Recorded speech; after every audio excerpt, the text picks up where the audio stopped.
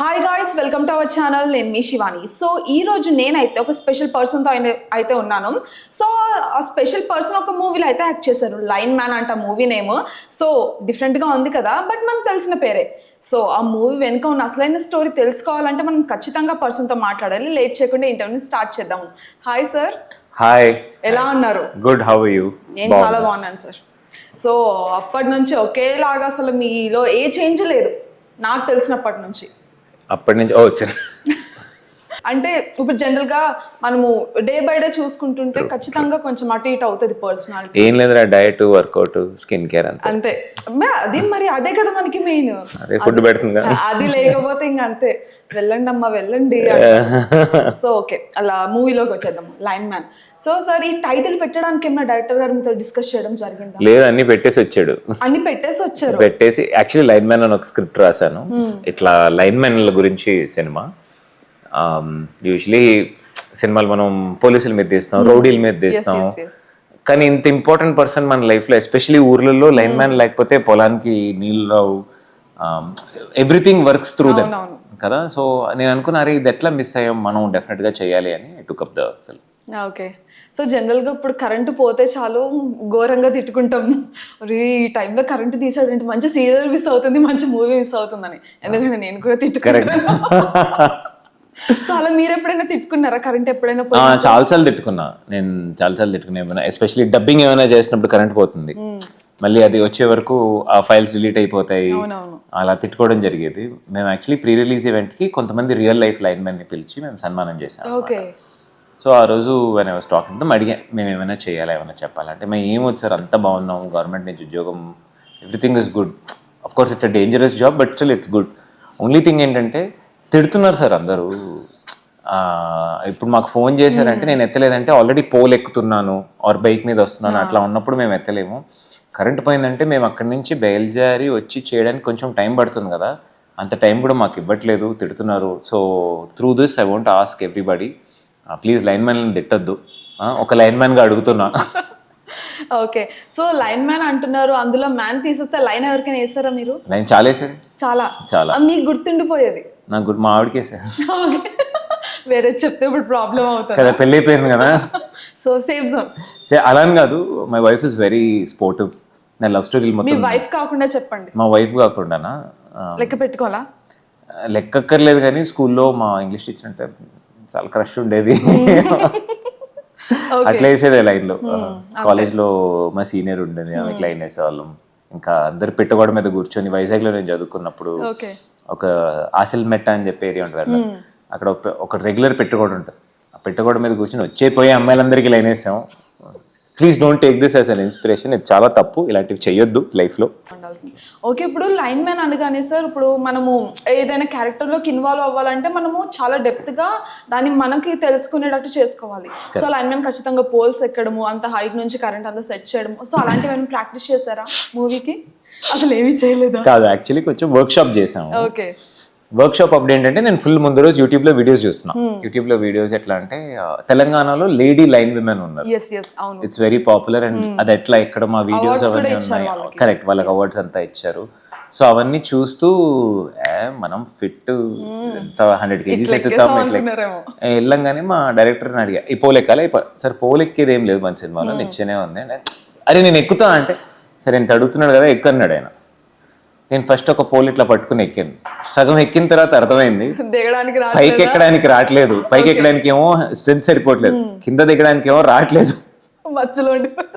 So that's when I realize how tough it is. And కరెంటుతో work చేసే విషయం it's not easy. కొంచెం light risk చేసినా ఇంకా లైఫ్ అవుట్, ఇంకా మనకి ఉండదు లైఫ్. సో ఇప్పుడు మీకు ట్రైలర్ అదంతా చూస్తుంటే ఏమన్నా మెసేజ్ ఏమన్నా ఇవ్వబోతున్నారా ఈ మూవీ నుంచి? చాలా పెద్ద మెసేజ్ చేస్తున్నాము, చాలా పెద్దదే. కానీ మెసేజ్ అని కాకుండా అలా కామెడీగా చెప్పేస్తున్నాం. ఓకే, కామెడీగా బట్ డెప్త్ గా ఉంటది ఆ మెసేజ్. Of course. ఓకే, దాన్ని చూపించే వే మీరు కొంచెం ఫన్నీగా తీసుకెళ్తున్నారు. అవును, అంటే మెసేజ్ ఏంటి అంటే ఇప్పుడు ప్రతి సినిమాలో ఒక మెసేజ్ ఉంటుంది, మెసేజ్ లేని సినిమా లేదు. కానీ దీంట్లో మేము పర్టికులర్గా చెప్పేది ఒక 2 things. ఒకటి, మనం చాలా టెక్నాలజీకి బానిసలం అయిపోయాం. టెక్నాలజీని మన స్లేవ్ గా పెట్టుకోవాలి, కానీ మనం టెక్నాలజీకి స్లేవ్ అయిపోయాం. ఇప్పుడు దాని నుంచి బయటికి అయితే రాలేం కానీ వీ కెన్ రెస్ట్రిక్ట్ ఇట్. ఇప్పుడు ఫోన్లోనే బిజినెస్ నడుస్తుంది, family, everything is on the phone. But నేను ఒక per day in hours use చేయను, పక్కన పెట్టేస్తాను.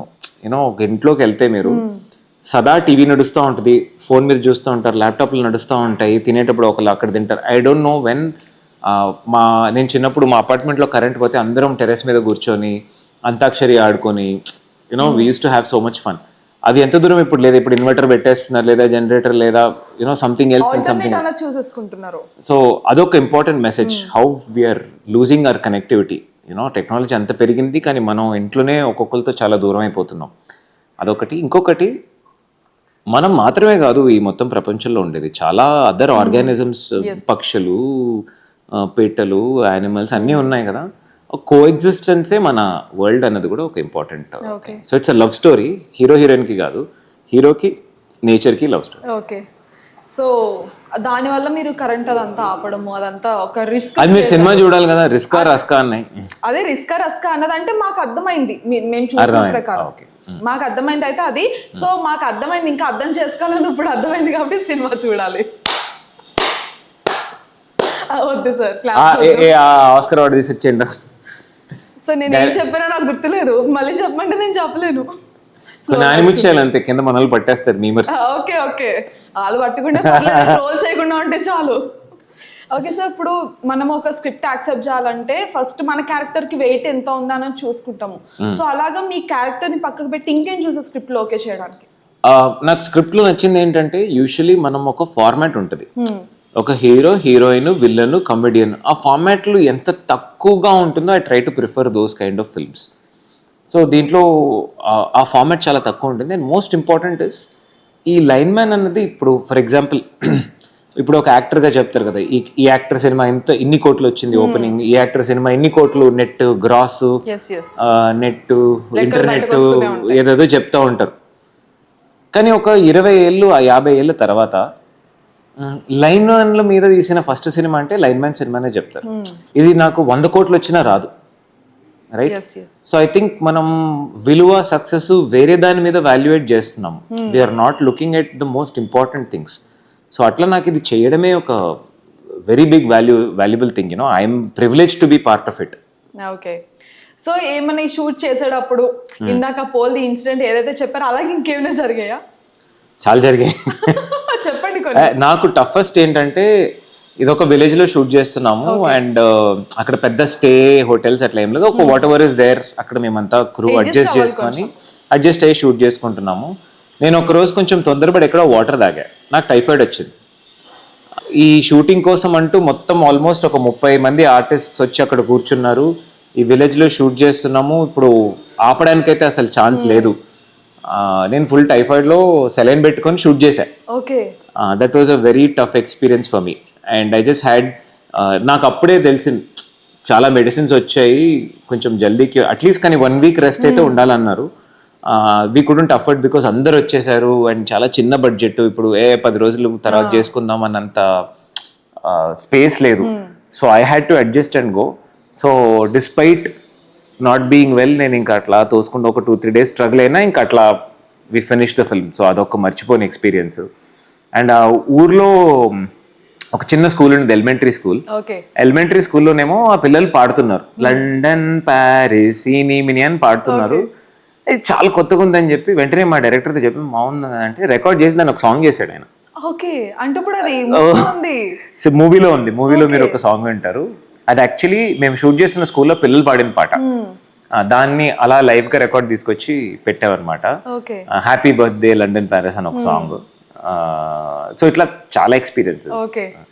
సో మనకి ఇప్పుడు ఏదైనా ఒక డైలాగ్ చెప్పేటప్పుడు మనకి ఒక్కొక్కసారి డైరెక్టర్ మీద కోపం వస్తుంది, బా ఇంత లెందీ డైలాగ్ ఏంటి సీన్. అవునా, నాకు డైరెక్టర్ మీద ప్రేమ వస్తుంది. పెద్ద డైలాగ్ ఇచ్చాడు, బాగుంది, బాగా పర్ఫార్మ్ చేయొచ్చు, క్లాప్స్ కొడతారు అనిపిస్తుంది. అంటే ఎక్కడైనా ఒక పాయింట్ లో మీకు ఏంటబ్బా అన్న ఫీల్ ఏమన్నా వచ్చి రాలేదు అసలు?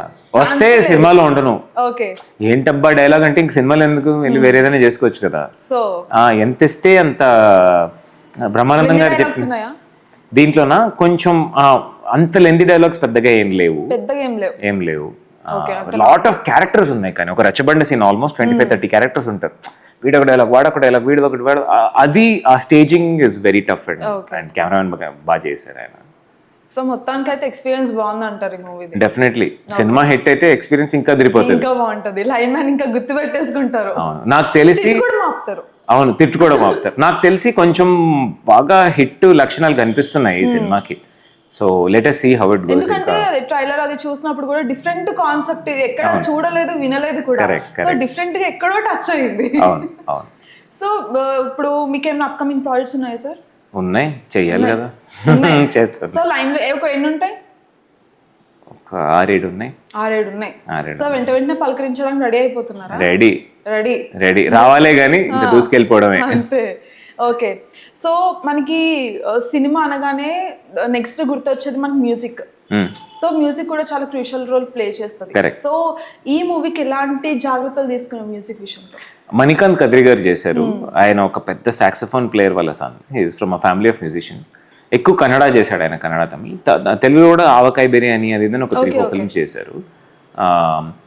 మంగ్లీది ఒక సాంగ్ ఉంది జల్దీరా అని, వనమాలి గారు రాశారు. అది ఇప్పుడు బాగా వైరల్ అవుతుంది సాంగ్. It's beautiful song. నాకు బల్గం చూసినప్పుడు ఆ సాంగ్ చాలా ఇష్టం. అట్లాంటి ఒక సాంగ్ ఏదైనా మన సినిమాలో ఉండాలనుకున్నాను. సో ఆల్మోస్ట్ ఒక మంచి తెలంగాణ ఫోక్ ఫీల్తో ఒక సాంగ్ చేశారు. దట్ అండ్ ఇందాక నేను మీకు చెప్పాను ఈ లండన్ ప్యారిస్ అన్న సాంగ్ అయితే అసలు పిల్లల దగ్గర రికార్డ్ చేసుకుని వచ్చి చేశారు అని. అలా the music was the back bone of the film and I think he's done more than a good job for it. Okay, so మనం ఏదైనా కొన్ని సీన్స్ కానీ చూసినప్పుడు మనకి ఒక్కొక్కసారి అనిపిస్తుంది ఈ సీన్ ఖచ్చితంగా వైరల్ అవుతుంది ఇప్పుడు, ఎందుకంటే అంతా ట్రెండే అవుతుంది ఇన్స్టాగ్రామ్ లో. కట్ చేసి మీమ్స్ కింద ఇష్టం వచ్చినట్టు వాడేస్తున్నారు. ఏమన్నా యూజ్ అవుతాయా మాకు కొన్ని సీన్స్? యాక్చువల్లీ చాలా ఉన్నాయి. The whole idea of memes is మనం ఎక్స్పెక్ట్ చేయనివే మీమ్ అవుతుంది. ఓకే, ఎక్స్పెక్ట్ చేసింది అవ్వదు. ఇన్ఫాక్ట్ నా ఫేవరెట్ మీమ్ ఏంటంటే జూమ్ చేయి నో, నేను అది సాజేషన్ దగ్గరకు చూపించా. సార్ మీ గురించి మీమ్స్ తెలుసు సార్, ఎన్ని మీమ్స్ వచ్చాయి మీకు తెలియదు అని చెప్పి నేను ఒక ఫిల్మ్ షూట్ చేస్తుంటే 500-600 మీమ్స్ వస్తానే ఉన్నాయి. అది ఆయన అన్నారు మేరకు పతా నహీ థా ఇతనా ఫేమస్ హై సార్, ఆప్ హీ ఫేమస్ హై మీమ్స్ మే అని చెప్పి చూపించాను. So we never know what become. కానీ అట్లా వీళ్ళు ముగ్గురు మీమర్ బాయ్సే, గుడ్ బ్యాడ్ అగ్లీ అన్న క్యారెక్టర్ అనమాట. వాళ్ళు మీమ్స్ వేసుకుంటా రీల్స్ చేసుకుంటా తిరుగుతూ ఉంటారు. So maybe there is something చూద్దాం. ఓకే, ఈ మూవీలో పవన్ కళ్యాణ్ గారిని హైలైట్ చేసినట్టున్నారు. అంటే ప్రేమలకు ఇంకేమైనా రీజన్ ఉందా? ఫస్ట్ రీజన్ ఏంటంటే అఫ్ కోర్స్ పవన్ కళ్యాణ్ గారిని హైలైట్ చేయడం కన్నా ఆయనను మేము వాడుకున్నామనే చెప్పాలి. ఓకే, మేము హైలైట్ చేయడం అంత పెద్దోళ్ళం కాదు, ఆయనను మేము వాడుకున్నాము. ఆయన చెయ్యిలో పెడితే చాలా ఆటోమేటిక్ గా వాడుకున్నాము అన్నట్టు. అంటే డైలాగ్ లో వచ్చింది లైన్ మ్యాన్ పవర్ ఇస్తాడు కదా, సో ఈ ఊరు మొత్తానికి నేనే పవర్ స్టార్ అన్నట్టు లైన్ వచ్చింది. అండ్ కన్నడ అని తెలుగులో చేయడం వల్ల ఏంటంటే కన్నడలో పునీత్ రాజ్ కుమార్ గారిని పవర్ స్టార్ అని పిలుస్తారు. సో 2 లాంగ్వేజ్ దాంట్లో అప్పు గారి ఫోటో పెట్టి చేసాం అనమాట. సో 2 లాంగ్వేజెస్ కి పవర్ స్టార్ బాగా వర్కౌట్ అయింది అండ్ లైన్ మ్యాన్ పవర్ బాగా కుదిరింది. So we used it. వీళ్ళు కూడా పోలీస్ గెటప్ వేసినట్టున్నారు కదా. వీళ్ళు గబ్బర్ సింగ్ వేశారు. పవన్ కళ్యాణ్ గారు గబ్బర్ సింగ్ గెటప్ వేశారు. నాకు మా డైరెక్టర్ ఇద్దరికి బాగా ఇష్టం పవన్ కళ్యాణ్ గారు. నేను నాకు ఈ హీరో ఇష్టం అని ఎక్కువ బయట చెప్పను. బికాస్ చాలా మంది అది యూజ్ చేసుకుంటున్నారు. దే వాంట్ టు సే నేను ఫ్యాన్స్ వచ్చేస్తారు. But genuine likeness is there. Kushi first day సంధ్యలో చూసాను, స్కూల్ కట్టుకొట్టి మరీ వెళ్ళి చూసాను. ఖుషి చూడడం పెద్ద విషయం కాదు, జానీకి ఫ్యాన్స్ మేము. ఖుషికి ఎవడైనా ఫ్యాన్ ఉంటాడు. జానీ మొత్తం ఆల్బమ్ ఏ సాంగ్ ఏది అడిగినా that was the kind of thing growing up. But course okay, so అలాగే ఏమన్నా కాలేజ్ స్కూల్స్ బంక్ కొట్టి సినిమాలు చూసి ఇంట్లో తన్నులు తినే రోజులు ఉన్నాయా? మా ఇంట్లో ఏంటంటే మా ఇంట్లో డబ్బులు ఇచ్చారు తెలియదు కానీ ఫ్రీడమ్ చాలా ఇచ్చారు. మా ఇంట్లో చెప్పెళ్తే ఈరోజు కాలేజ్కి వెళ్ళట్లేదు, ఇంటర్ చదివేటప్పుడే ఈరోజు వెళ్ళట్లేదు, సినిమాకి వెళ్తున్నాను అని చెప్పి యూనిఫామ్ అది వెళ్ళట్లేదు సినిమాకి వెళ్తున్నాను అన్నావు కదా, యూనిఫామ్ వేసుకుని వెళ్తేనే అసలు మాసం ఉంటుంది. బంక్ కొట్టి వచ్చినట్టు ఉంటుంది. డైరెక్ట్ కలర్ డ్రెస్ వెళ్తే ఏం బాగుంటుంది అని చెప్పి నేను యూనిఫామ్ వేసుకుని వెళ్తాను. ఇంట్లో చెప్పి యూనిఫామ్ వేసుకుని సినిమాకి వెళ్తారు. ఎంత పద్ధతి అండి, నేను ఎక్కడ చూడలేదు. మా ఇంట్లో మరి డబ్బులు కావాలిగా. మా ఇంట్లో ఒకటే ఏంటంటే తీసుకోవద్దు, కావాలని అడుగు ఇస్తాం. So they gave me the freedom. So నేను ఎప్పుడు అబద్ధం చెప్పాల్సిన అవసరం రాలా. నేను సినిమాకి వెళ్తున్నాను, నేను ఎంసెట్ రాయలా. ఓకేనా, నేను ఎంసెట్ రాయనని చెప్పా. ఎందుకు అంటే నాకు రాయాలని లేదు, I want to do something else in life. Okay, at least నిజం చెప్పాడు. They didn't force me. Okay, so మీరు ఇటు సైడ్ రావాలని చెప్పగానే వాళ్ళ రియాక్షన్ ఏంటి? వాళ్ళ రియాక్షనా, నువ్వు హీరో మా అమ్మ చాలా నమ్మింది. ఓకే, My mom అమ్మలు ఖచ్చితంగా నమ్ముతారు, ఫాదర్స్ అందరూ నమ్మరండి. And I didn't have any backup plan. అంటే ఇప్పుడు వెనకాల డిగ్రీ ఫినిష్ చేయడం, డిగ్రీ మధ్యలో వదిలేసి డిగ్రీ సెకండ్ ఇయర్లో నేను యాక్టర్ అయిపోయాను, ఓకే, కథా సినిమా స్టార్ట్ అయిపోయాను. నా బ్యాకప్ ప్లాన్ ఏం లేదు, అలా ఓ పోతే ముందులే మనకు ఆస్తులు ఉన్నాయి అన్నట్టు ఫ్యామిలీ కూడా కాదు. ఫ్రమ్ నార్మల్ ఫ్యామిలీ, మా నాన్న బాగా చదువుకున్నారు, he has a good government job. So no backup. I went straight and మా నాన్న అడిగాడు ఏంటి బ్యాకప్ లైఫ్లో అంటే, ఇదే బ్యాకప్ అన్న, ఇది బ్యాకప్, ఇదే బ్యాకప్. వాళ్ళ రియాక్షన్ ఏంటప్పుడు మీరు ఆన్సర్ చెప్పినప్పుడు? ఇదే బ్యాకప్ అన్నారు. ఇంత కాన్ఫిడెంట్గా ఉన్నాడు, ఇంకో చెప్తే వింటారా? వినరా, నాలుగు అర్థమైపోయి ఉంటది. నాకు అంటే అప్పటికి కొంచెం స్టేజ్ ప్లేస్ బాగా చేస్తున్నాను. ఓకే, స్టేజ్, నేను కాలేజ్కి చెన్నై వెళ్ళాను, సో థియేటర్ బాగా చేసేవాడిని. నాకు అప్పుడు చాలా పేరు వచ్చేది, చాలా మంది వచ్చి మా పేరెంట్స్ చాలా బాగా చేస్తున్నాడు అంటే, వాళ్ళకి సరే వాటిలో ఏదో టాలెంట్ ఉన్నట్టు ఉంది, మనం ఎందుకు దాన్ని తొక్కాడు, మనం ఎలాగో డబ్బులు పెట్టి ప్రొడ్యూస్ చేయలేం, తను ఆపర్చునిటీ తెచ్చుకుని చేస్తున్నప్పుడు లెట్ హిమ్ డూ ఇట్ అన్నట్టు they gave me the freedom, they always gave me the freedom. So first movie release అయినప్పుడు అది వాళ్ళు చూసినప్పుడు వాళ్ళ రియాక్షన్ ఏంటండి? ఫస్ట్ అసలు అంటే ఇప్పుడు హీరోనా నువ్వా అని నవ్విన వాళ్ళు మిమ్మల్ని హీరోగా చూసాక ఏమన్నారు? ఈ రోజు వరకు అంటూనే ఉన్నారు. నాకు కొన్ని సినిమాలు ఆడినప్పుడు కూడా మా నాన్నతో చెప్తా, ఏమో మనకి ఇది వర్కౌట్ కాదేమో, ఊరొచ్చేస్తాను. మా ఇంట్లో పొలం చూసుకుంటారు, రిటైర్ అయిపోయి, ఏముంది హ్యాపీ చక్కగా పొలం చూసుకుందాం అంటే, మా నాన్న అంటాడు అసలు నీలాంటి హీరో లేడురా ఇంకోడు, నువ్వు లేకపోతే ఇంకెవడు చేస్తాడని మా నాన్న చెప్తాడు అనమాట. So that's his reaction. గట్టిగా ఉంది ఎంకరేజ్మెంట్ అయితే. Of course.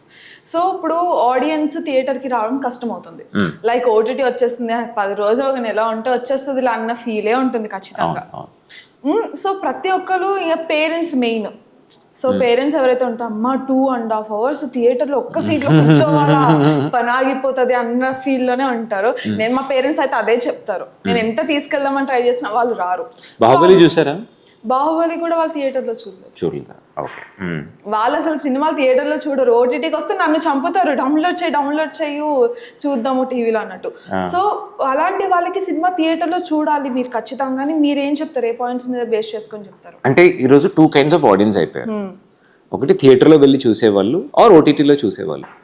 ఇంట్లో కూర్చుని ఓటీటీలో చూసే వాళ్ళని థియేటర్కి రమ్మని చెప్పడం తప్పు. లైక్ మీ మదర్ చెప్పారు కదా, ఆ ఏజ్కి వాళ్ళకి ఎలా ఉంటుంది ఏంటి మనం తెలియదు. So I'm happy that OTT is there. ఇప్పుడు మా అమ్మమ్మ ఉంది, షీఈ్ అబౌట్ 87.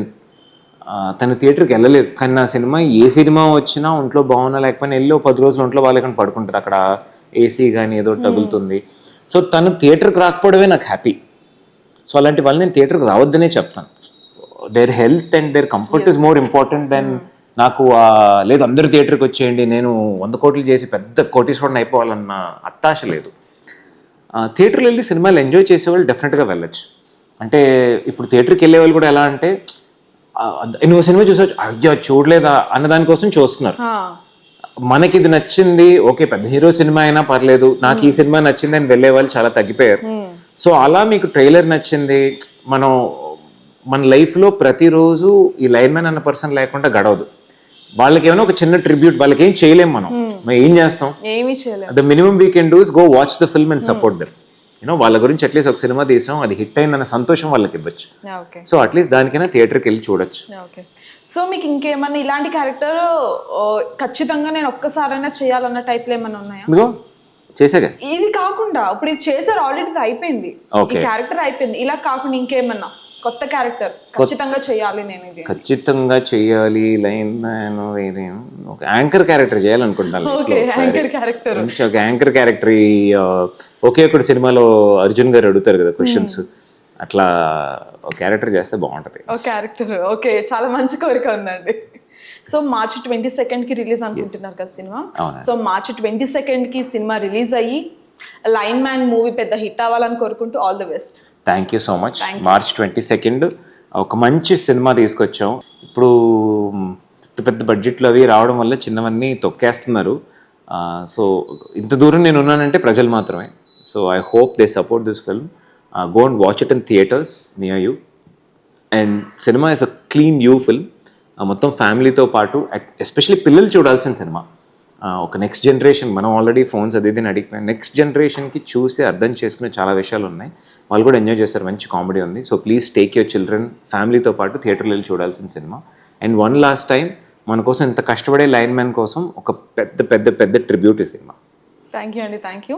సో చూసారు కదా ఇంటర్వ్యూ, మరో మంచి ఇంటర్వ్యూతో మళ్ళీ కలుద్దాం. Till then keep watching our channel. This is Shivani signing of.